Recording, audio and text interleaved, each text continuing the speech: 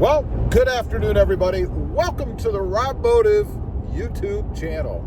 This is where we focus primarily on the Toyota Tacoma, specifically the 2024 that I have right now. Although this video isn't really 2024 or fourth generation Tacoma specific. It's really more just Tacoma specific, I guess. Before we get into it though, a couple of things.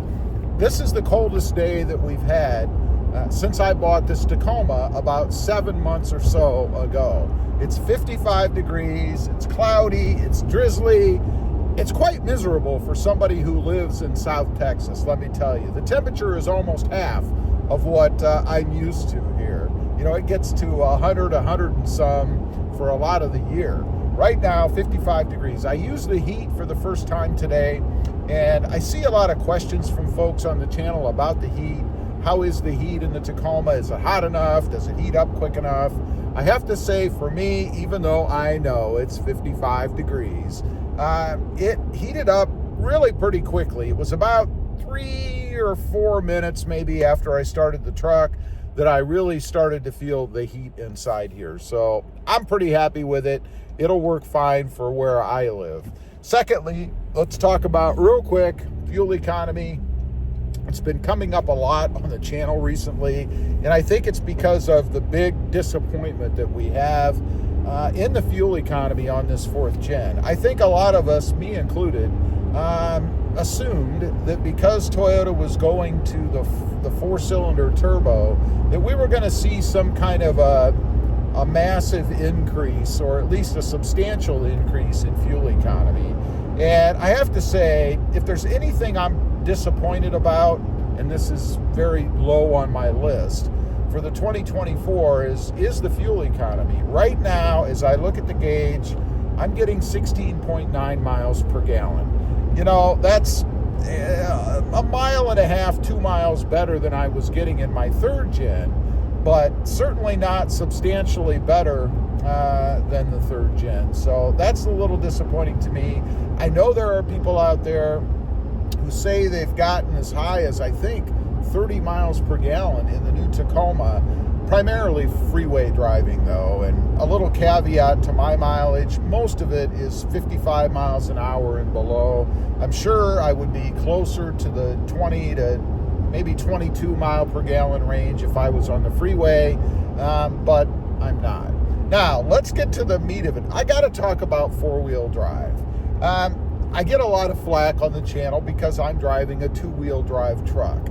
Now, I'm in deep South Texas, as I mentioned. We don't get snow and ice and all that stuff, which is really the biggest reason that I think you should have a four-wheel drive. If you're not like a big off-roader or maybe a farmer or somebody who drives the truck in the dirt a lot, I don't. There's just no real opportunity for me to do it here unless I want to have a problem with a farmer in one of his fields, you know? There aren't any off-road parks near me, at least nothing that I'm aware of.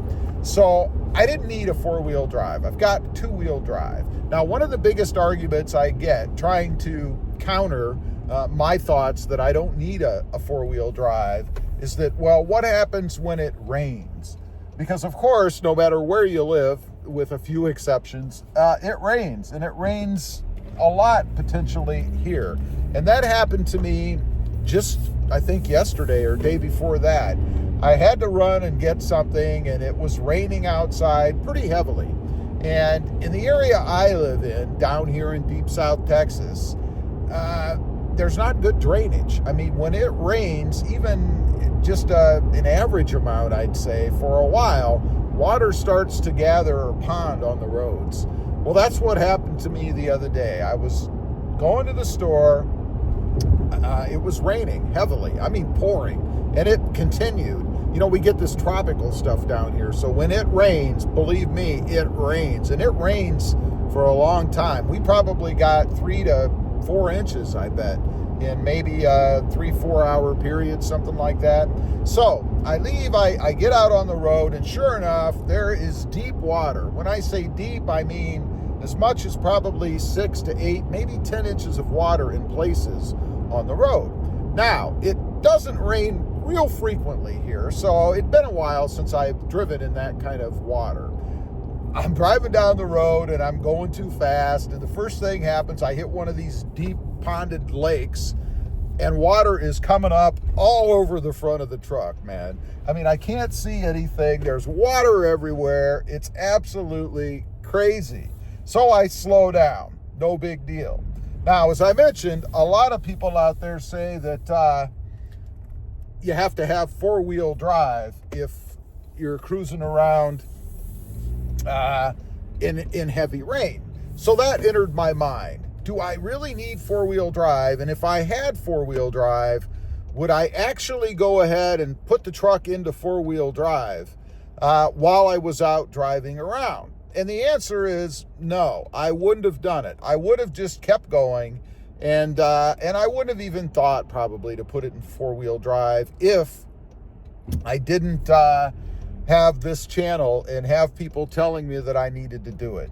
So do you really need four-wheel drive in heavy rain? I would say not. The only time that I guess four-wheel drive might come into play would be if, for instance, you're out and it's just started raining. You know, the roads with oil and stuff on them, they tend to get pretty darn slick right when they start to get wet, right? After it's been pouring down rain for a while, it kind of washes all that stuff away, and it really doesn't make any difference.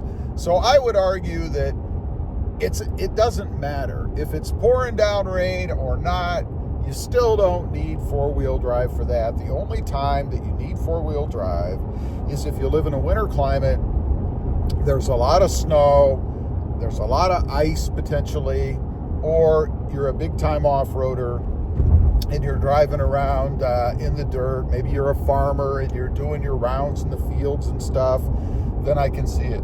Otherwise, it doesn't make any sense to me. And keep in mind that even in the winter, when there's snow and ice on the road, four-wheel drive really is only good from the takeoff and while you're driving pretty much in a straight line.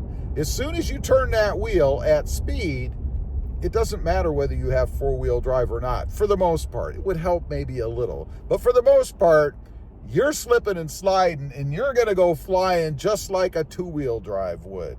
When you hit the brakes, it doesn't matter what drivetrain you have, right? When you hit the brakes, you are sliding. I don't care if you have four-wheel drive or not, because once you take your brake off the gas pedal, it doesn't make any difference, right? The brakes apply whether it's two-wheel or four-wheel drive.